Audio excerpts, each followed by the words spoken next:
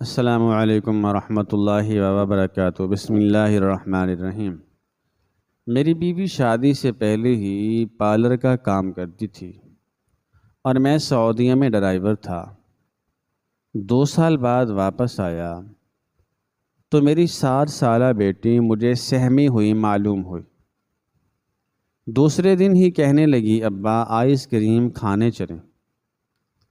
میں جیسے ہی اپنی بیٹی کو لے کر گھر سے باہر نکلا، وہ مڑ مڑ کر دروازے کی طرف دیکھنے لگے۔ تیز تیز چلتے ہوئے کہنے لگی، ابا آپ کو ایک بات بتانی ہے۔ گلی کا موڑ مڑتے ہی کہنے لگی، امی پیچھے تو نہیں آ رہی؟ بیٹی کی حالت دیکھ کر میں بہت ڈر گیا تھا۔ پھر وہیں کھڑے کھڑے اس نے مجھے ایسی بات بتائی جسے سن کر میرے جسم سے جیسے جان نکل گئی، کیونکہ میرا نام خالد ہے اور میری زندگی کی کہانی محنت، مشقت، صبر اور اپنے پیاروں کی خدمت کے گرد گھومتی ہے۔ میرا تعلق ایک انتہائی سادہ اور غریب گھرانے سے ہے، جہاں ہم نے ہمیشہ اپنی چادر دیکھ کر پاؤں پھیلانا سیکھا ہے اور کبھی کسی کے سامنے ہاتھ نہیں پھیلایا۔ میرے والد محترم، جن کا نام اکبر ہے، انہوں نے اپنی ساری زندگی ایک معمولی مزدور کی حیثیت سے گزاری اور ہمارے سر پر ایک محفوظ چھت قائم رکھنے کے لیے اپنے خون پسینے کی کمائی لگائی۔ مجھے آج بھی اپنے بچپن کے وہ تمام دن اور راتیں یاد ہیں جب میرے والد کڑی دھوپ میں مزدوری کرنے کے بعد شام کو تھکے ہارے گھر لوٹتے تھے تو ان کے ماتھے پر پسینے کے قطرے موتیوں کی طرح چمک رہے ہوتے تھے۔ ان کے ہاتھوں میں چھالے پڑے ہوتے تھے اور ان کی کمر محنت کی زیادتی کی وجہ سے جھکنے لگی تھی، لیکن ان کے چہرے پر کبھی کوئی شکوہ یا شکایت نہیں ہوتی تھی۔ وہ ہمیشہ مسکرا کر گھر میں داخل ہوتے اور مجھے اپنے سینے سے لگا لیتے، اور میری والدہ، جن کا نام سلمہ ہے، وہ انتہائی شفیق، صابر اور محنت کرنے والی، محبت کرنے والی خاتون ہیں، جنہوں نے گھر کے انتہائی محدود وسائل کے باوجود کبھی ماتھے پر شکن نہیں لائی اور ہمیشہ ہمیں بہترین تربیت اور اعلیٰ اخلاقی اقدار سکھائیں۔ وہ مٹی کے چولہے پر لکڑیاں جلا کر ہمارے لیے کھانا بناتی اور دھوئیں سے ان کی آنکھیں سرخ ہو جاتی ہیں، لیکن وہ ہمیشہ مسکراتی رہتی۔ رات کے اندھیرے میں جب ہم سب سو جاتے تو وہ جاگ کر محلے کے لوگوں کے کپڑے سیتی تاکہ گھر کی آمدنی میں کچھ اضافہ ہو سکے اور مجھے پڑھائی کے لیے کتابیں لے کر دے سکیں۔ میں اپنے والدین کا اکلوتا بیٹا ہوں، اسی لیے بچپن ہی سے میرے کاندھوں پر ذمہ داریوں کا ایک بھاری بوجھ رہا ہے۔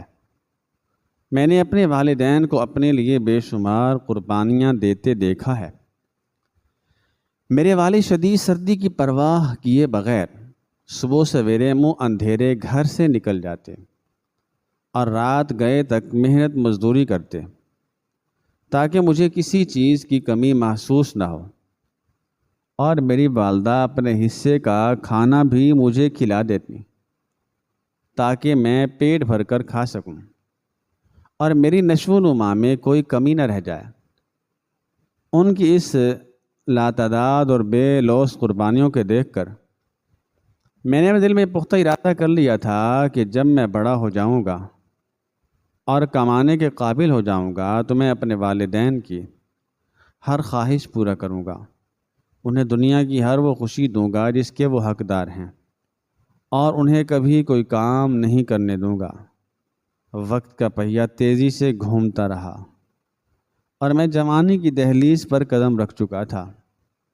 میں نے اپنی تعلیم مکمل کرنے کے بعد کپڑا بنانے والے ایک کارخانے میں ایک چھوٹی سی ملازمت اختیار کر لی تاکہ اپنے بوڑھے ہوتے والدین کا سہارا بن سکوں اور ان کی خدمت کر سکوں۔ میرے والد کے جوڑوں میں اب شدید درد رہنے لگا اور پہلے کی طرح محنت مشقت کرنے کے بالکل قابل نہیں رہے تھے۔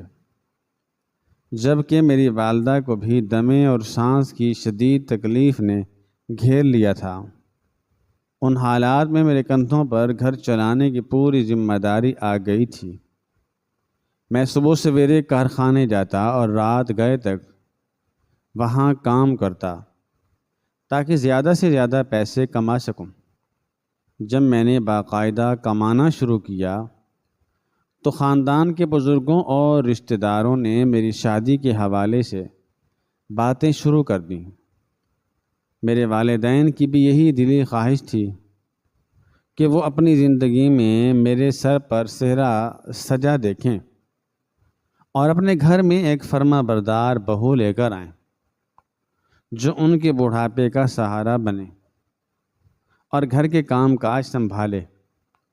ہماری برادری میں ہی میری ایک دور کے چچا کی بیٹی تھی جس کا نام نائلہ تھا۔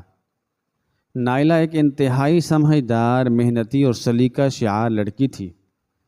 اس کی سب سے بڑی خوبی یہ بتائی جاتی تھی کہ وہ شادی سے پہلے ہی اپنے گھر کے ایک چھوٹے سے کمرے میں خواتین کے لیے پارلر کا ایک مرکز چلاتی تھی، جہاں وہ محلے اور ارد گرد کی عورتوں کو تیار کرتی اور ان کا میک اپ کا کام کرنے کے بعد اپنے غریب والدین کا ہاتھ بٹاتی تھی۔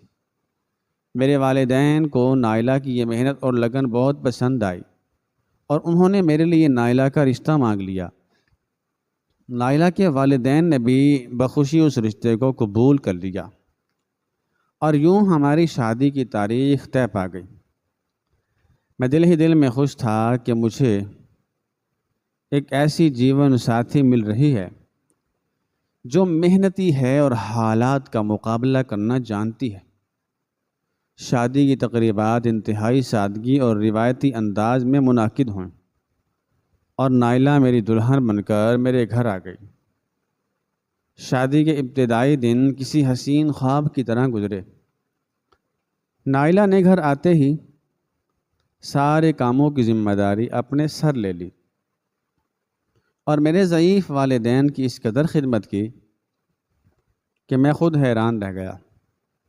وہ صبح سویرے اٹھ کر پورے گھر کی صفائی کرتی، میرے والدین کے لیے ان کی پسند کا نرم اور زود ہضم کھانا تیار کرتی، ان کی دوائیوں کا خاص خیال رکھتی، ان کے ہاتھ پاؤں دباتی اور ان کے کپڑے دھوتی۔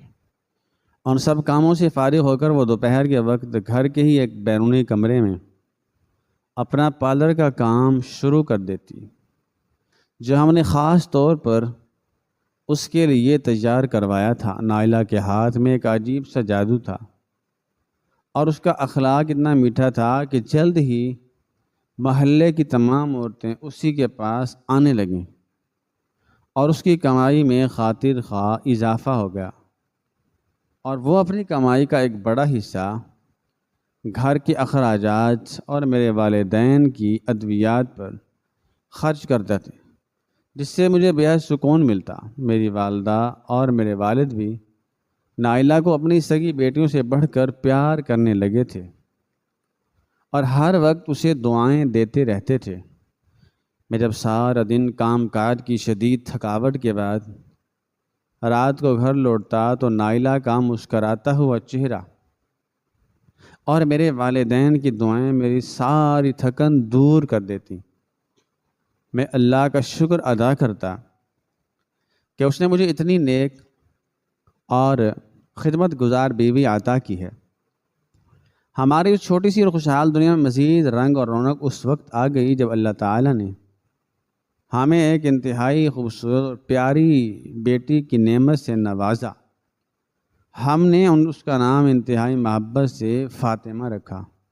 فاطمہ کی پیدائش پر ہمارے گھر میں خوشیوں کا ایسا سما تھا کہ جیسے روز عید کا دن ہو۔ میرے بوڑھے والدین تو فاطمہ کو دیکھ کر جیسے اپنی ساری بیماریاں اور تکالیف بالکل بھول گئے۔ وہ سارا دن فاطمہ کو گود میں لیے بیٹھے رہتے، اسے لوریاں دیتے اور اس کی معصوم حرکتوں سے لطف اندوز ہوتے۔ نائلہ نے بھی ایک بہترین ماں ہونے کا ثبوت دیا اور فاطمہ کی پرورش میں کوئی کسر نہ چھوڑی۔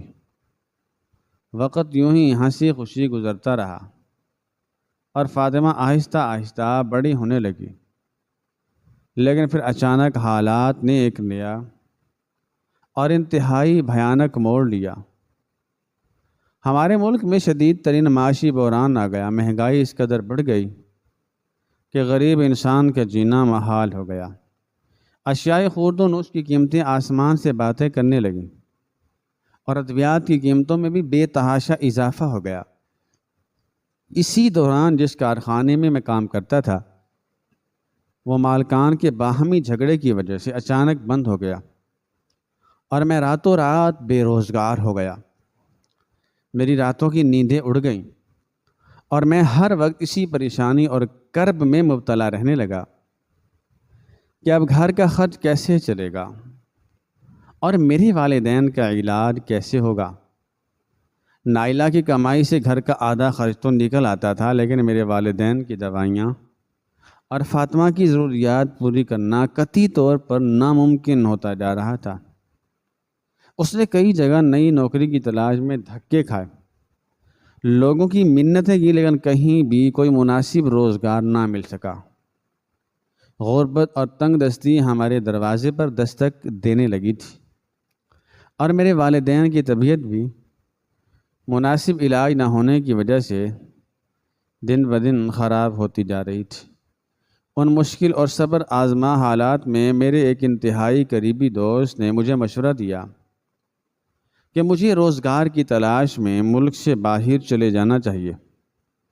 اس نے بتایا کہ عرب کے ایک انتہائی گرم صحرائی ملک میں گاڑی چلانے والوں کی بہت زیادہ مانگ ہے، اور وہاں کی کمائی سے میرے تمام معاشی مسائل ہمیشہ کے لیے حل ہو سکتے ہیں، اور میں اپنے خاندان کو ایک پرسکون زندگی دے سکتا ہوں۔ یہ مشورہ سن کر میرا دل ایک لمحے کے لیے تو بہت خوش ہوا کہ شاید اب ہماری غریبی کے دن ختم ہونے والے ہیں، لیکن دوسرے ہی لمحے اپنے بوڑھے والدین، اپنی محبت کرنے والی بیوی اور اپنی معصوم بیٹی کو چھوڑ کر طویل عرصے کے لیے پردیس کے خیال نے مجھے شدید اداس اور رنجیدہ کر دیا۔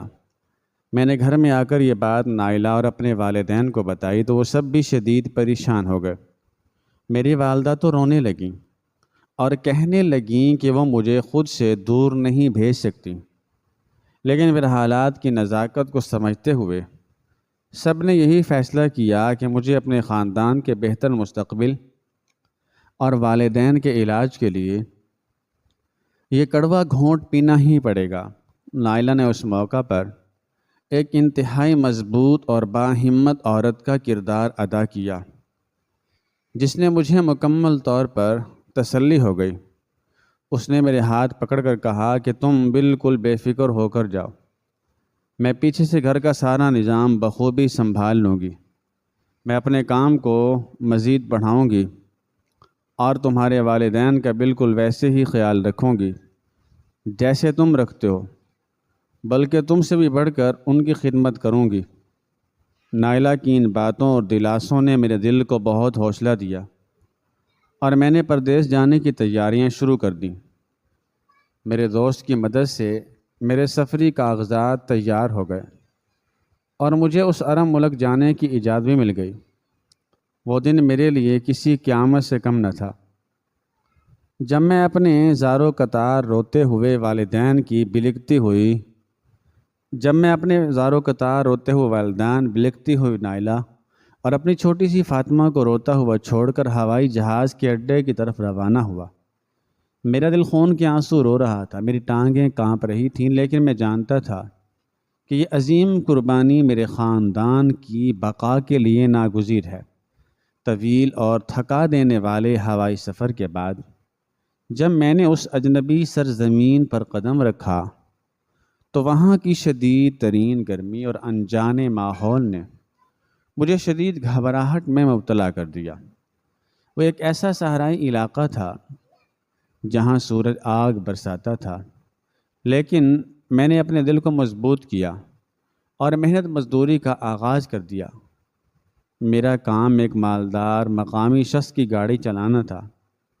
وہ شخص انتہائی سخت گیر اور ظالم تھا، اور مجھ سے دن رات بغیر کسی وقفے کے کام لیتا تھا۔ میں چلچلاتی دھوپ میں اور ریتلے طوفانوں کے دوران لمبی لمبی مسافتیں طے کرتا اور اپنے آرام کا بالکل خیال نہ رکھتا۔ میں نے وہاں اپنے لیے کوئی چھوٹی سی خوشی یا آسائش بھی نہیں خریدی۔ میں ایک چھوٹے سے تنگ اور بوسیدہ کمرے میں چند اور مزدوروں کے ساتھ رہتا، جہاں ٹھیک سے ہوا بھی نہیں آتی تھی، اور انتہائی سادہ بلکہ بعض اوقات روکھی سوکھی پر گزارا کرتا۔ میری تنخواہ جتنی بھی ہوتی اس کا 99% حصہ میں ہر مہینے پابندی کے ساتھ نائلہ کے نام پر بھیج دیتا، تاکہ میرے گھر والوں کو کسی بھی قسم کی تکلیف کا سامنا نہ کرنا پڑے اور میرے بوڑھے والدین بہترین دوائیاں کھا سکیں۔ جب بھی مجھے کام سے تھوڑا سا وقت ملتا، میں موبائل کے ذریعے اپنے گھر والوں سے بات کرتا۔ نائلہ ہمیشہ کی طرح انتہائی پرسکون انداز میں مجھ سے بات کرتی اور مجھے بتاتی کہ سب کچھ بالکل ٹھیک چل رہا ہے اور وہ سب بہت خوش ہیں۔ وہ مجھے تسلی دیتی کہ میرے والدین بالکل تندرست ہیں اور وہ ان کا بہت زیادہ خیال رکھ رہی ہے۔ اس نے مجھے یہ بھی بتایا کہ میرے بھیجے ہوئے خطیر پیسوں کی مدد سے اس نے اپنے پادر کے مرکز کو گھر سے نکال کر ایک قریبی بڑی اور مہنگی جگہ پر منتقل کر لیا ہے اور اسے انتہائی جدید طرز پر سجا لیا ہے، جس کی وجہ سے اس کی کمائی میں بہت زیادہ اضافہ ہو گیا ہے اور اب وہ علاقے کی ایک کامیاب ترین کاروباری عورت بن چکی ہے۔ نائلہ کی باتیں سن کر مجھے بہت خوشی ہوتی اور میری پردیس کی ساری تھکاوٹ دور ہو جاتی۔ میں اللہ کا شکر ادا کرتا کہ میری غیر موجودگی میں میری بیوی نے میرے گھر کو اتنے اچھے طریقے سے سنبھالا ہوا ہے اور دن رات محنت کر رہی ہے۔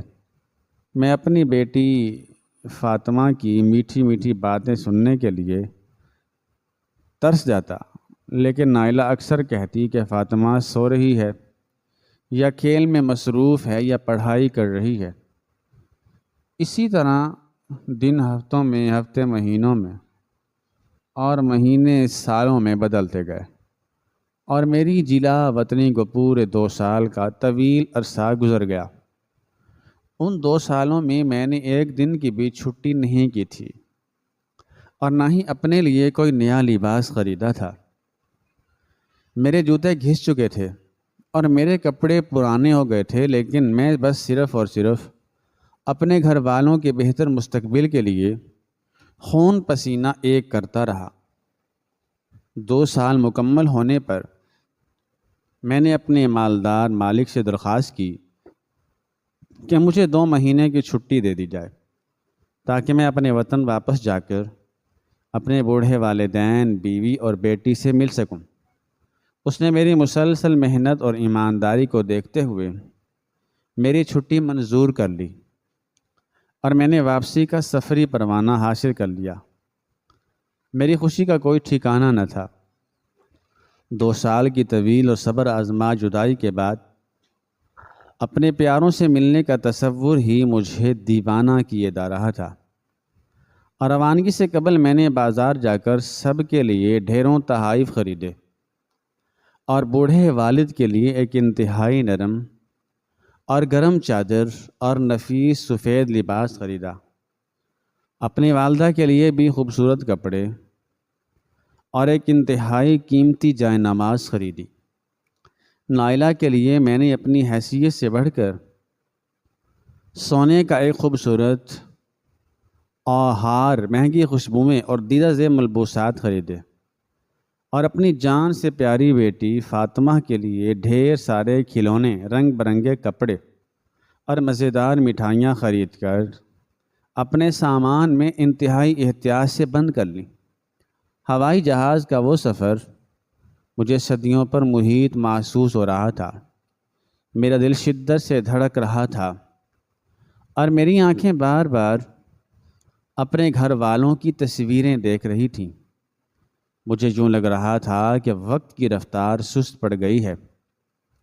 آخر کار طیارہ میرے وطن کی سرزمین پر اترا اور میں نے ہوائی اڈے سے نکل کر ایک گاڑی کرائے پر لی اور اپنے محلے کی طرف روانہ ہو گیا۔ راستے بھر میں کھڑکی سے باہر اپنے دیش کے مانوس مناظر دیکھتا رہا اور میرے لبوں پر شکرانے کی مسکراہٹ کھیلتی رہی۔ مجھے اپنے ملک کی ہوا میں ایک انوکھی سی خوشبو محسوس ہو رہی تھی۔ جیسے جیسے گاڑی میرے محلے کے قریب پہنچ رہی تھی، میرے دل کی دھڑکنیں تیز ہوتی جا رہی تھیں۔ محلے کی مانوس گلیاں، پرانے مکانات اور جانی پہچانی دکانیں دیکھ کر میری آنکھوں میں خوشی کے آنسو چھلک آئے۔ آخر کار گاڑی میرے گھر کے دروازے پر آ کر رک گئی۔ میں گاڑی سے اترا اور اپنا سامان اتار کر گاڑی والے کو کرایہ ادا کر کے رخصت کیا۔ جب میں نے اپنے گھر کی طرف نظر دوڑائی تو میں حیران ششدر رہ گیا۔ میرے گھر کا پرانا اور خستہ حال بیرونی دروازہ اب ایک انتہائی شاندار اور مضبوط لوہے کے دروازے میں تبدیل ہو چکا تھا، جس پر انتہائی خوبصورت نقش و نگات بنے ہوئے تھے، اور گھر کی بیرونی دیواروں پر انتہائی خوبصورت اور مہنگا رنگ و روغن کیا گیا تھا۔ یہ دیکھ کر مجھے دلی خوشی ہوئی کہ میری پردیس کی محنت کی کمائی سے میرا گھر کتنا خوبصورت ہو گیا ہے۔ میں نے آگے بڑھ کر دروازے کی گھنٹی بجائی اور بے صبری سے انتظار کرنے لگا۔ کچھ ہی دیر بعد دروازہ کھلا اور سامنے نائلہ کھڑی تھی۔ اس نے ایک انتہائی قیمتی اور چمکدار لباس پہن رکھا تھا اور اس کا چہرہ کسی نئی نویلی دلہن کی طرح چمک رہا تھا۔ اس نے مجھے دیکھتے ہی خوشی کا اظہار کیا اور میرے ہاتھوں سے سامان لینے لگی۔ میں گھر کے اندر داخل ہوا تو اندر کا منظر دیکھ کر میرے منہ سے حیرت کی ایک ہلکی سی آواز نکل گئی۔ گھر کا پورا نقشہ ہی بدل چکا تھا۔ فرش پر انتہائی قیمتی پتھر لگا ہوا تھا، دیواروں پر خوبصورت سجاوٹی اشیاء آویزاں تھیں اور نیا اور مہنگا فرنیچر ہر طرف سجا ہوا تھا۔ یہ سب کچھ میری توقعات سے کہیں بڑھ کر تھا۔ نائلہ مجھے دیکھ کر بہت خوش لگ رہی تھی اور مجھے بیٹھنے کا کہہ کر پانی لینے چلی گئی۔ میں بے چینی سے ادھر ادھر دیکھنے لگا تاکہ اپنے بوڑھے والدین کی جھلک دیکھ سکوں۔ میں سوچ رہا تھا کہ میرے بوڑھے والدین مجھے 2 سال بعد دیکھ کر کتنے خوش ہوں گے اور مجھے اپنے گلے لگا کر ڈھیروں دعائیں دیں گے۔ میری آنکھیں انہیں ڈھونڈ رہی تھیں۔ جب نائلہ پانی لے کر آئی تو میں نے فوراً اس سے پوچھا کہ میرے والدین کہاں ہیں؟ مجھے نظر نہیں آ رہے۔ وہ کس کمرے میں آرام کر رہے ہیں؟ نائلہ نے انتہائی سکون اطمینان سے جواب دیا کہ تمہارے والدین تو پچھلے ہفتے ہی گاؤں چلے گئے ہیں۔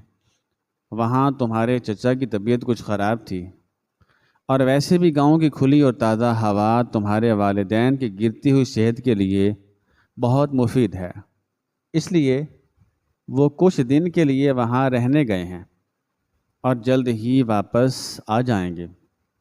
نائلہ کی یہ بات سن کر مجھے تھوڑی سی مایوسی تو ہوئی کہ میں آتے ہی اپنے والدین سے نہیں مل سکا، لیکن میں نے اس کی بات پر مکمل یقین کر لیا، کیونکہ میرے والدین کا گاؤں جانا کوئی انوکھی بات نہیں تھی، اور ویسے بھی میں نائلہ پر اندھا اعتماد کرتا تھا۔ اس کے بعد میں نے بےتابی سے پوچھا کہ میری فاطمہ کہاں ہے؟ میرے جان سے پیاری بیٹی جس کی یاد میں نے 2 سال پردیس کی تپتی ہوئی ریت پر کاٹے ہیں، وہ کہاں ہے؟ نائلہ نے مسکراتے ہوئے کہا کہ وہ اپنے کمرے میں کھیل رہی ہے۔ میں نے اپنا سارا سامان وہیں چھوڑا اور تیزی سے قدم بڑھاتا ہوا فاطمہ کے کمرے کی طرف چلا گیا۔ میرے دل میں محبت کا ایک طوفان مچل رہا تھا۔ میں نے کمرے کا دروازہ آہستہ سے کھولا تو دیکھا کہ میری فاطمہ، جو اب 7 سال کی ہو چکی تھی، کمرے کے ایک کونے میں فرش پر دیوار کے ساتھ ٹیک لگائے بیٹھی ہے۔ اس کا قد پہلے سے قدرے لمبا ہو گیا تھا، لیکن اس کا چہرہ مجھے کچھ اترا ہوا سا لگا۔ اس کے چہرے پر بچوں والی وہ معصوم مسکراہٹ اور چمک بالکل نہیں تھی۔ میں نے دونوں باہیں پھیلا کر انتہائی محبت اور جوش سے اسے پکارا، فاطمہ میری بچی، میرے پاس آؤ۔ میں نے سوچا تھا کہ وہ میری آواز سنتے ہی دوڑ کر مجھ سے لپٹ جائے گی اور خوشی سے چیخنے لگے گی، لیکن اس کا رد عمل میری توقعات کے بالکل برعکس تھا۔ اس نے ایک چونکا دینے والی اور خوف زدہ نظر سے میری طرف دیکھا اور پھر آہستہ آہستہ ڈرتے ڈرتے اپنی جگہ سے اٹھی۔ وہ دوڑنے کی بجائے بہت ہی سست اور بوجھل قدموں سے چلتی ہوئی میرے پاس آئی اور انتہائی خاموشی سے میرے گلے لگ گئی۔ میں نے اسے شدت سے اپنے سینے سے لگا لیا، اس کا ماتھا چوما اور بے تحاشا پیار کیا، لیکن جب میں نے اسے اپنے سینے سے لگایا تو مجھے ایسے لگا جیسے اس کا پورا چھوٹا سا وجود خوف سے کانپ رہا ہو۔ اس کے جسم میں ایک عجیب سی سردی تھی اور اس کی آنکھوں میں خوشی کے بجائے ایک نامعلوم سی دہشت اور خوف نظر آ رہا تھا۔ وہ مجھ سے اس طرح مل رہی تھی جیسے وہ مجھے پہچاننے کی کوشش کر رہی ہو، یا جیسے اسے کسی بات کا شدید ڈر ہو۔ میں نے دل میں سوچا کہ شاید میں 2 سال بعد واپس آیا ہوں اور میرا حلیہ بھی کچھ بدل گیا ہے، اس لیے شاید وہ ابھی تک میرے ساتھ مانوس نہیں ہو پا رہی اور کچھ جھجک محسوس کر رہی ہے۔ میں نے خود کو تسلی دی کہ چند دنوں میں سب کچھ ٹھیک ہو جائے گا اور میری فاطمہ دوبارہ سے میری وہی چہکتی ہوئی اور ہنستی مسکراتی بیٹی بن جائے گی۔ اس رات نائلہ نے میرے لیے انتہائی لذیذ اور شاندار کھانے بنائے۔ ہم سب نے ایک ساتھ بیٹھ کر کھانا کھایا۔ فاطمہ بھی ہمارے ساتھ ہی بیٹھی رہی، لیکن اس نے کھانے میں کوئی خاص دلچسپی نہیں لی اور سر جھکا کر خاموشی سے بیٹھی رہی۔ میں نے اسے کئی بار ہنسانے کی بات کی اور کوشش کی، لیکن وہ صرف ہوں ہاں میں جواب دیتی رہی۔ سفر کی شدید تھکاوٹ کی وجہ سے مجھے جلد ہی گہری نیند آ گئی۔ اگلی صبح جب میں بیدار ہوا تو سورج کی کرنیں کھڑکی سے کمرے میں آ رہی تھیں۔ میں تر و تازہ ہو کر بستر سے اٹھا۔ نائلہ اپنے کاموں کی نگرانی اور صفائی ستھرائی کے انتظامات میں مصروف تھی۔ میں نے ناشتہ کیا اور پھر فاطمہ کے پاس چلا گیا۔ وہ سو کر اٹھ چکی تھی اور خاموشی سے بستر پر بیٹھی تھی۔ میں نے مسکراتے ہوئے اس کے سر پر پیار سے ہاتھ پھیرا اور اس سے کہا کہ آج میری بیٹی کا کیا دل کر رہا ہے؟ آج میں تمہیں باہر لے کر جاؤں گا اور ہم خوب مزے کریں گے۔ تم جو کہو گی میں تمہیں لا کر دوں گا۔ میری بات سن کر اس نے اپنی بڑی بڑی اور خوف زدہ آنکھوں سے میری طرف دیکھا اور انتہائی دبی ہوئی، سہمی ہوئی اور ڈری ہوئی آواز میں کہا، ابا مجھے برف کے گولے کھانے ہیں، مجھے باہر لے چلیں۔ میں نے فوراً خوشی سے اس بات میں سر ہلایا اور اسے تیار کر کے اپنے ساتھ گھر سے باہر لے آیا۔ جیسے ہی ہم گھر کے دروازے سے باہر نکلے، محلے کی گلی میں داخل ہوئے تو میں نے محسوس کیا کہ فاطمہ کی حالت اچانک بہت عجیب سی ہو گئی ہے۔ وہ میرے ساتھ چل تو رہی تھی، لیکن اس کی نگاہیں بار بار مڑ کر پیچھے ہمارے گھر کے دروازے کی طرف اٹھ رہی تھی، جیسے اسے خدشہ ہو کہ کوئی اس کا پیچھا کر رہا ہے۔ اس نے میرا ہاتھ اتنی سختی سے پکڑ رکھا تھا کہ مجھے اس کے چھوٹے چھوٹے ناخنوں کی چبھن محسوس ہو رہی تھی۔ اس کی سانسیں تیز تیز چل رہی تھیں اور وہ مجھے کھینچتے ہوئے انتہائی تیز قدموں سے گلی میں آگے کی طرف بڑھنے لگی۔ میں نے حیرانی سے اس کی طرف دیکھا اور نرمی سے کہا کہ بیٹی کیا ہوا؟ اتنی تیز کیوں چل رہی ہو؟ آرام سے چلو، کوئی جلدی نہیں ہے۔ لیکن اس نے میری بات کا کوئی جواب نہیں دیا۔ وہ مسلسل آگے کی طرف کھینچتی رہی اور ہامتے ہوئے بولی، ابا مجھے آپ کو ایک بہت ضروری بات بتانی ہے، جلدی چلیں یہاں سے، آگے چلیں۔ اس کے چہرے پر اس قدر گہری پریشانی اور وحشت تھی کہ میں اندر تک ہل گیا۔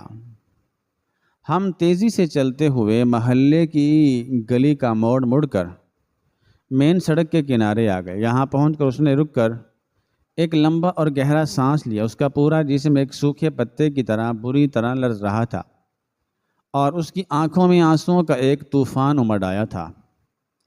اس نے مڑ کر اس گلی کی طرف دیکھا جہاں سے ہم ابھی نکل آئے تھے، اور پھر اپنا کامتا ہوا چھوٹا سا ہاتھ میرے ہاتھ میں مزید سختی سے دباتے ہوئے اس نے انتہائی خوف زدہ اور سہمے ہوئے لرزتے ہوئے لہجے میں مجھ سے پوچھا، ابا پیچھے امی تو نہیں آ رہی؟ فاطمہ کی اس قدر خوف زدہ اور عجیب و غریب حالت دیکھ کر اور اس کے منہ سے یہ جملہ سن کر میرے پورے وجود میں ایک سرد لہر دوڑ گئی اور میں کھڑے کھڑے خوف سے پتھر کا ہو گیا تھا۔ میری بیٹی کے منہ سے یہ لرزہ خیز اور خوفناک جملہ سن کر میرے قدم وہیں زمین میں گڑ گئے اور میرے ذہن میں ہزاروں وسوسے اور خدشات گردش کرنے لگے۔ میں نے فوراً اس کے سامنے گلی کے اس موڑ پر گھٹنوں کے بل بیٹھ کر اس کے دونوں کامتے ہوئے چھوٹے چھوٹے ہاتھوں کو اپنے ہاتھوں میں تھام لیا اور انتہائی نرمی اور محبت سے اس کا پسینے سے شرابور ماتھا چومتے ہوئے اسے تسلی دی کہ میری جان، میں تمہارا باپ تمہارے پاس ہوں اور اب تمہیں کسی سے بھی ڈرنے یا گھبرانے کی بالکل کوئی ضرورت نہیں ہے۔ میں نے اسے کہا کہ وہ مجھے بالکل سچ سچ اور کھل کر بتائے کہ آخر اصل بات کیا ہے، اور وہ اپنی ہی سگی ماں سے اس قدر خوف زدہ اور دہشت زدہ کیوں ہے۔ میری اس قدر محبت اور مکمل یقین دہانے کے بعد فاطمہ کی آنکھوں سے آنسوؤں کی ایک نہ رکنے والی جھڑی لگ گئی اور وہ ہچکیاں لیتے ہوئے بری طرح رونے لگی۔ میں نے اسے اپنے سینے سے لگا لیا اور اس کی کمر سہلاتے ہوئے اسے پرسکون کرنے کی پوری کوشش کی۔ جب اس کے رونے کی شدت میں تھوڑی کمی آئی تو اس نے اپنے ننھے ہاتھوں سے اپنے آنسو صاف کیے اور ادھر ادھر ڈرتے ہوئے اور سہمی ہوئی نظروں سے دیکھتے ہوئے مجھے بتانا شروع کیا کہ ابا، میری امی نے آپ کو بہت بڑا دھوکہ دیا ہے اور انہوں نے آپ سے سراسر جھوٹ بولا ہے۔ سچی بات انہوں نے آپ کو نہیں بتائی۔ انہوں نے یہ جھوٹ بولا ہے کہ دادا اور دادی گاؤں گئے ہوئے ہیں۔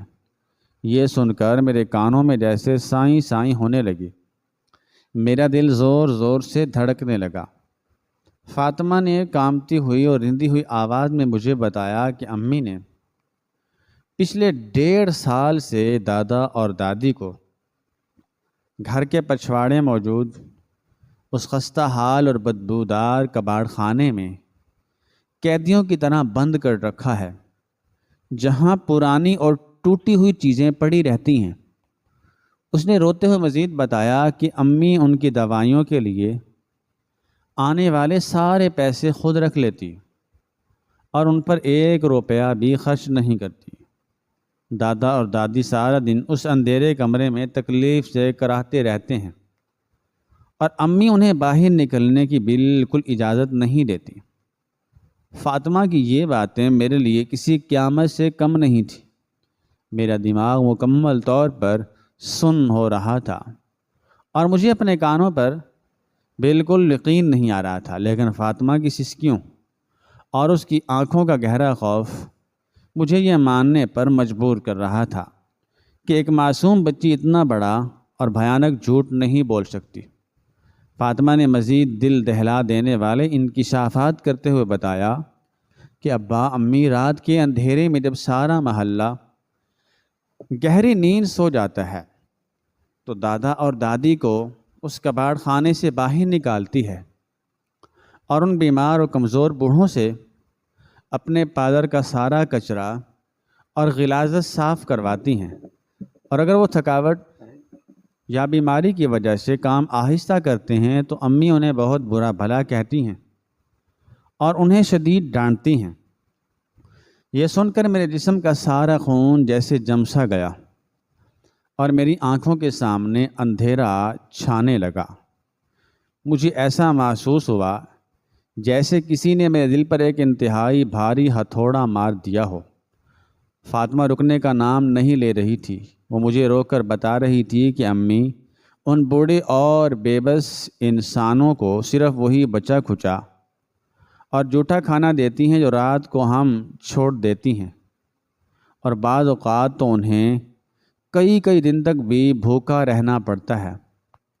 اس نے بتایا کہ جب میں دادا اور دادی کے پاس جانے کی کوشش کرتی ہوں یا انہیں چھپ کر کچھ کھانے کو دینے کی کوشش کرتی ہوں تو امی مجھے بہت مارتی ہیں اور دھمکی دیتی ہیں کہ اگر میں نے یہ بات کسی کو بتائی تو وہ مجھے بھی اسی اندھیرے کمرے میں، بدبودار کمرے میں بند کر دیں گی۔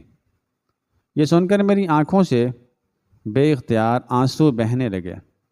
میرے اندر ایک لاوے کی طرح غصہ اور شدید پچھتاوا ابلنے لگا۔ میں نے جن والدین کی خاطر پردیس کی خاک چھانی تھی، دن رات ایک کر کے خون پسینہ بہایا تھا اور اپنی تمام خواہشات کو قربان کر دیا تھا، آج ان کے ساتھ ہی میری غیر موجودگی میں میری ہی کمائی پر عیش کرنے والی عورت نے اتنا ظالمانہ اور وحشیانہ سلوک کیا تھا۔ میں نے فوراً فاطمہ کو اپنی گود میں اٹھایا اور ایک لمحہ ضائع کیے بغیر انتہائی تیز قدموں سے واپس اپنے گھر کی طرف مڑ گیا۔ میرا چہرہ غصے اور دکھ کی شدت سے تن چکا تھا اور میری مٹھیاں سختی سے بھینچی ہوئی تھیں۔ راستے میں مجھے ارد گرد کے لوگ اور مناظر بالکل دکھائی نہیں دے رہے تھے۔ میری آنکھوں کے سامنے صرف اور صرف اپنے بوڑھے والدین کے کمزور اور بیمار چہرے گردش کر رہے تھے۔ میں سوچ رہا تھا کہ میں کتنا اندھا اور بے وقوف تھا، جو نائلہ کی چکنی چپڑی باتوں اور اس کی جھوٹی تسلیوں پر اندھا یقین کرتا رہا اور کبھی ایک بار بھی اس کے دعووں کی تصدیق کرنے کی زحمت گوارا نہیں کی۔ میں نے اپنے والدین کو کس ظالم عورت کے رحم و کرم پر چھوڑ دیا تھا، جو ان کی مجبوری اور بڑھاپے کا اس قدر بے دردی اور سفاکی سے فائدہ اٹھا رہی تھی۔ میں تیز چلتا ہوا اپنے گھر کی گلی میں داخل ہوا اور سیدھا اپنے گھر کے اس شاندار اور نئے دروازے کے سامنے جا کر رکا، جسے دیکھ کر کچھ دیر پہلے میں بہت زیادہ خوش ہو رہا تھا، لیکن اب وہ مجھے دھوکے اور فریب کی ایک مکروہ علامت لگ رہا تھا۔ میں نے غصے سے دروازے کو زور سے دھکا دیا، لیکن وہ اندر سے مضبوطی سے بند تھا۔ میں نے مسلسل اور زور زور سے دروازہ بجانا شروع کر دیا۔ میری اس غیر متوقع اور پرتشدد دستک پر نائلہ نے انتہائی گھبرا کر دروازہ کھولا۔ اس کے چہرے پر پریشانی اور خوف کے آثار نمایاں تھے، اور اس نے حیرت سے مجھ سے پوچھا کہ کیا ہوا، آپ اتنی جلدی واپس کیوں آ گئے اور اس طرح دروازہ کیوں پیٹ رہے ہیں؟ میں نے اس کی کسی بات کا کوئی جواب نہیں دیا اور اسے ایک زوردار دھکا دے کر راستے سے ہٹا دیا اور سیدھا گھر کے اندر داخل ہو گیا۔ فاطمہ میری گود میں تھی اور وہ خوف سے میرے سینے میں چھپنے کی کوشش کر رہی تھی۔ نائلہ میرے اس اچانک اور غضبناک رویے پر ہکی بکی رہ گئی اور میرے پیچھے پیچھے بھاگتی ہوئی آئی۔ میں گھر کے شاندار صحن کو عبور کرتا ہوا سیدھا پچھواڑے کی طرف بڑھ گیا، جہاں وہ پرانا اور خستہ حال کباڑ خانہ موجود تھا۔ نائلہ میرے ارادے کو بھانپ گئی اور اس کے چہرے کا رنگ بالکل پیلا پڑ گیا۔ اس نے دوڑ کر میرا راستہ روکنے کی کوشش کی اور انتہائی گھبرائی ہوئی آواز میں کہنے لگی کہ آپ ادھر کیوں جا رہے ہیں؟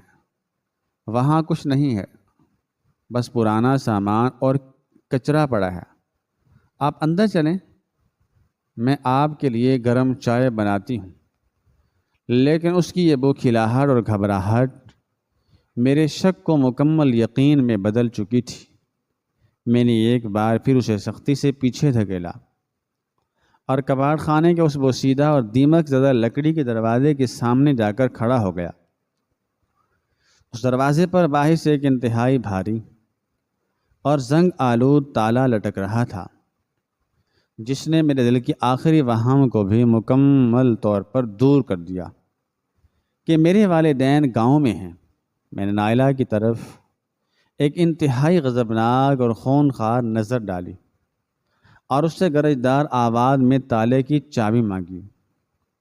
وہ خوف کے مارے بری طرح کانپ رہی تھی اور اس کی زبان لڑکھڑا رہی تھی۔ اس نے روتے ہوئے مجھ سے معافی مانگنے کی کوشش کی اور کہا کہ مجھ سے غلطی ہو گئی، میری ایک بات سن لیں۔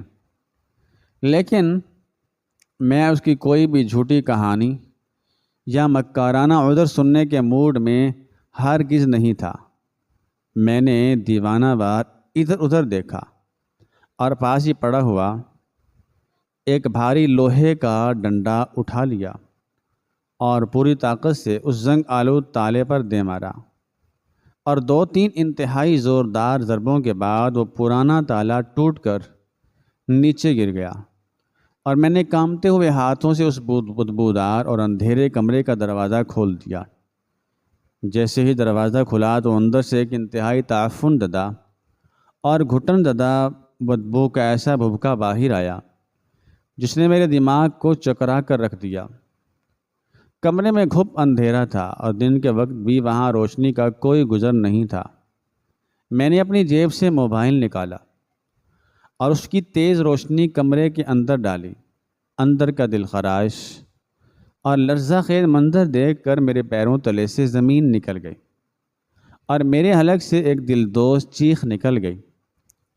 میرے بوڑھے اور ضعیف والدین، جن کی خاطر میں نے اپنی جوانی پردیس کی تپتی ہوئی بھٹی میں جھونک دی تھی، وہ اس گندے اور غلاظت سے بھرے ہوئے کمرے کے ایک کونے میں پھٹے پرانی بوریوں پر ایک دوسرے سے سمٹے ہوئے لیٹے تھے۔ ان کے جسم سوکھ کر ہڈیوں کا ڈھانچہ بن چکے تھے۔ ان کے کپڑے انتہائی میلے کچیلے اور بدبودار تھے اور ان کے چہروں پر ایک انتہائی گہرا کرب اور اذیت چھائی ہوئی تھی۔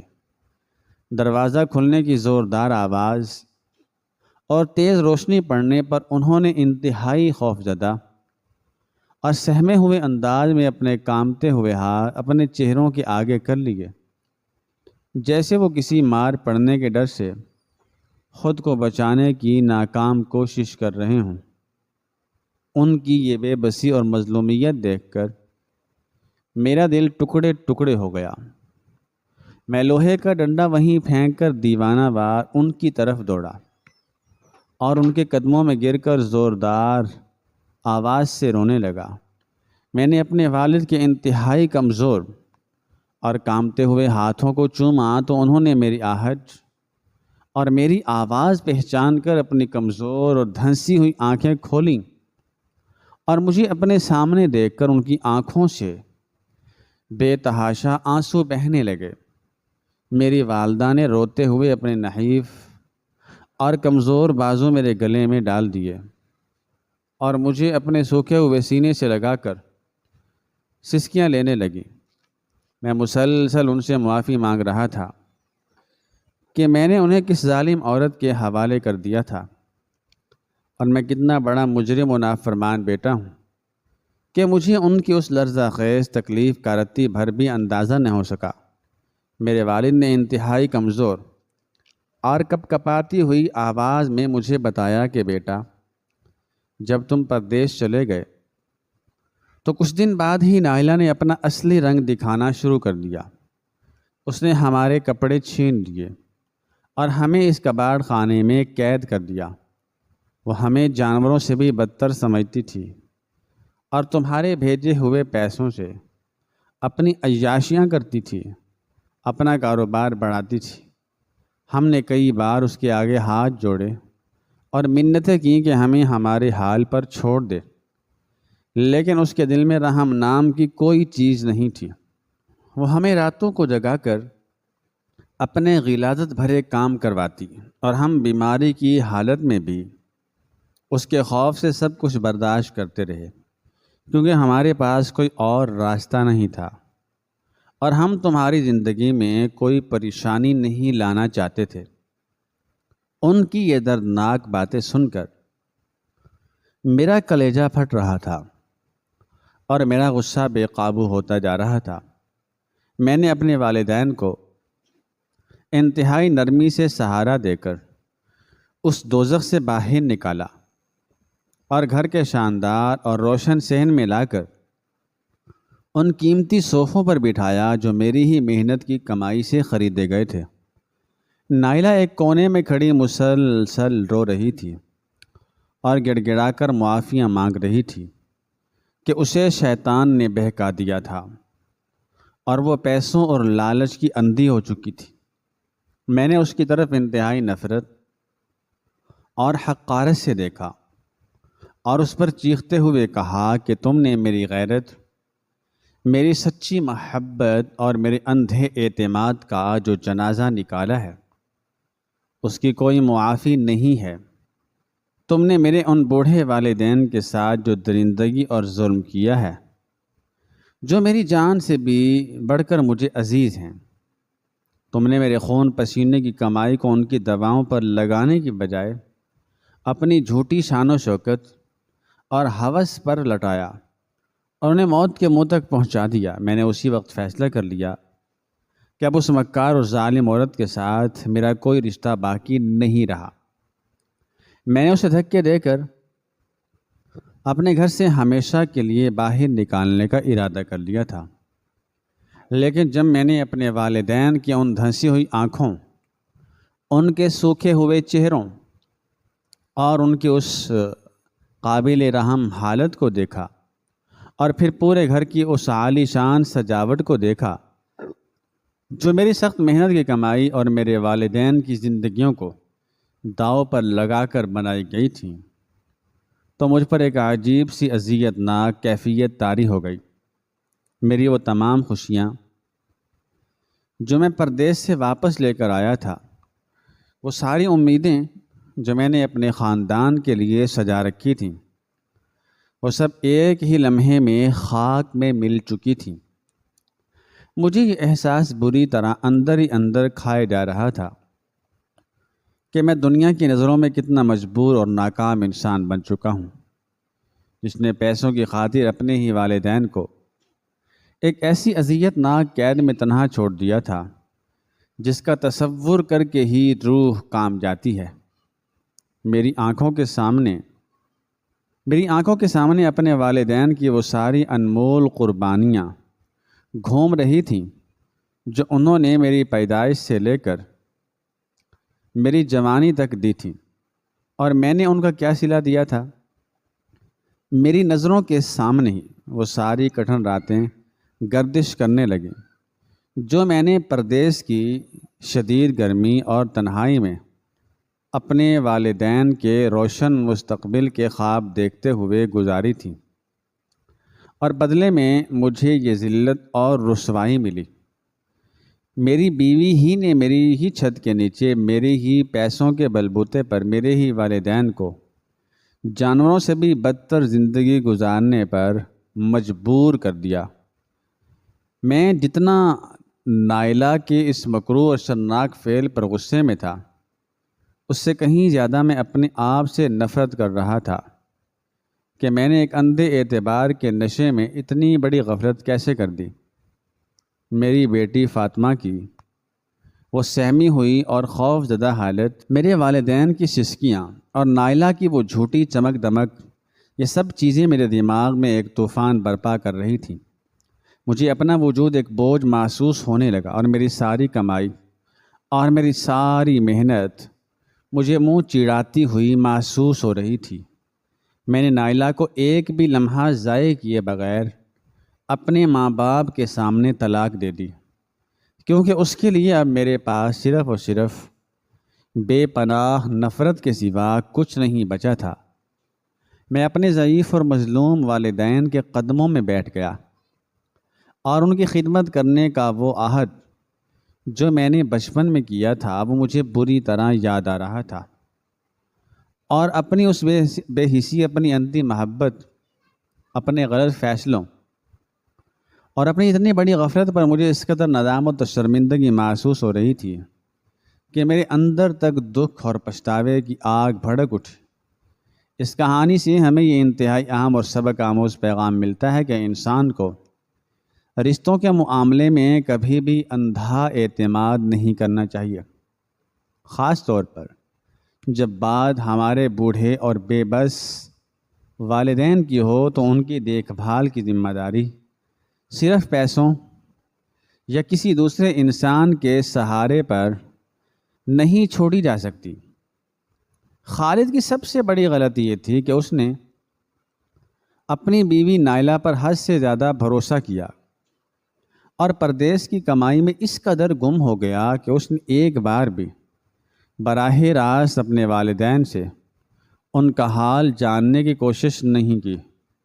دولت اور مادی آسائشیں کبھی بھی خلوص کا متبادل نہیں ہو سکتی۔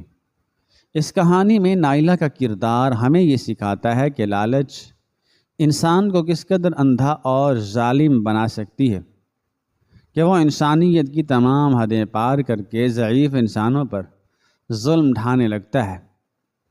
یہ واقعہ ہمیں اس بات کی بھی تلقین کرتا ہے کہ والدین دنیا کی سب سے انمول نعمت ہیں، جن کی دعائیں ہی ہماری اصل کامیابی ہے۔ پردیس جا کر کمانا غلط نہیں، لیکن اس کمائی کی دھن میں اپنے پیاروں کو تنہا اور کسی ظالم کے رحم و کرم پر چھوڑ دینا ناقابل معافی جرم ہے۔ ہمیں چاہیے کہ ہم اپنے والدین کی زندگی میں ہی ان کی قدر کریں، احترام کریں اور ان کی خدمت کو اپنی اولین ترجیح بنائیں، اور ہمیشہ اپنے گھر والوں کے حالات سے باخبر رہیں تاکہ کل کو ہمیں خالد کی طرح کسی ایسے دردناک اور جان لیوا پچھتاوے کا سامنا نہ کرنا پڑے جو ہماری ساری زندگی کی محنت کو راکھ کر دے۔